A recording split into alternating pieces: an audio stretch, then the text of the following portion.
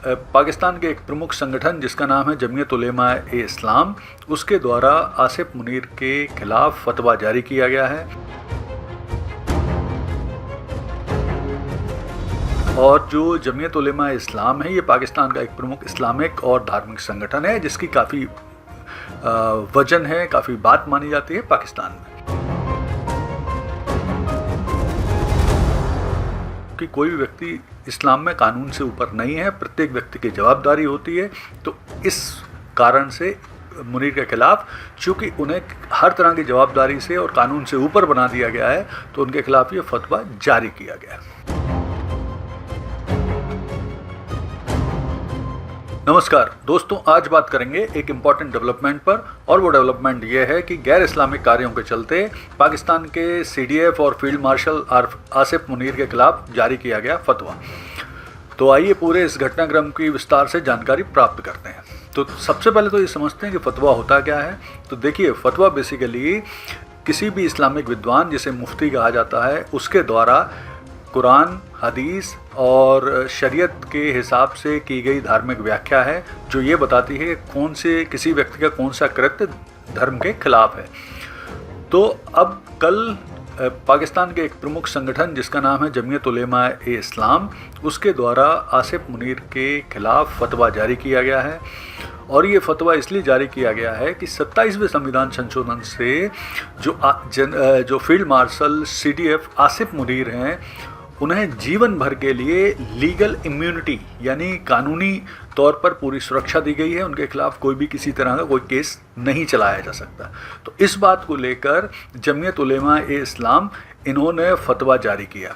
और जो जमीयत उलेमा-ए-इस्लाम है ये पाकिस्तान का एक प्रमुख इस्लामिक और धार्मिक संगठन है जिसकी काफ़ी वजन है, काफ़ी बात मानी जाती है पाकिस्तान में। तो इस संगठन के जो प्रवक्ता हैं जिनका नाम है मुफ्ती तकी उस्मानी, उनका कहना है कि इस्लाम के अनुसार किसी भी व्यक्ति को पूरे जीवन भर जो लीगल इम्यूनिटी है वो देना गलत है, क्योंकि गलत होने के साथ साथ ये शरीयत के भी खिलाफ है, क्योंकि कोई भी व्यक्ति इस्लाम में कानून से ऊपर नहीं है, प्रत्येक व्यक्ति की जवाबदारी होती है। तो इस कारण से मुनीर के खिलाफ, चूँकि उन्हें हर तरह की जवाबदारी से और कानून से ऊपर बना दिया गया है, तो उनके खिलाफ ये फतवा जारी किया गया। इसके अलावा जो जमीयत है ये इसका ये भी कहना है कि पाकिस्तान सरकार के इस कदम से जो सेना सरकार है और धार्मिक संगठन है उनका संतुलन भी खराब हो सकता है।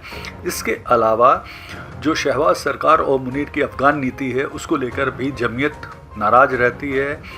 इसके अलावा जमीयत जो सरकार की, शहबाज सरकार की बहुत सारे संगठन है पाकिस्तान के अंदर, विशेष तौर पर TTP जो तहरीक-ए-तालिबान पाकिस्तान है उसके खिलाफ कार्रवाई को लेकर भी नाराज़ रहती है।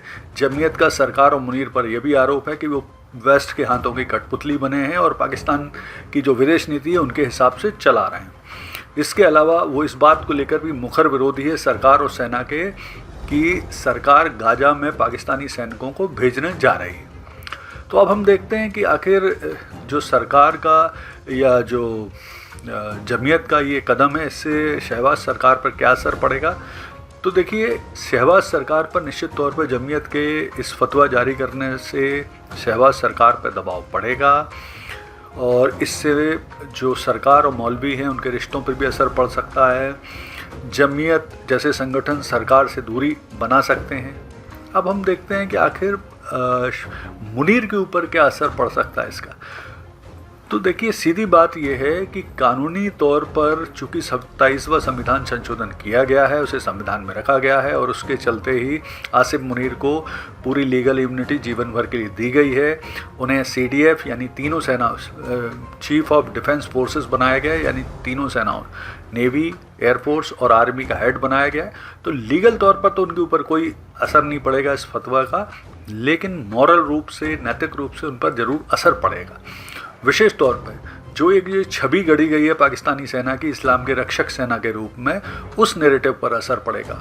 इसके अलावा बहुत सारे ऐसे व्यक्ति हैं पाकिस्तानी सेना में जो अधिकारी हैं और सैनिक हैं जो बहुत ज़्यादा धार्मिक सोच रखते हैं, उनकी सोच पर भी असर पड़ेगा।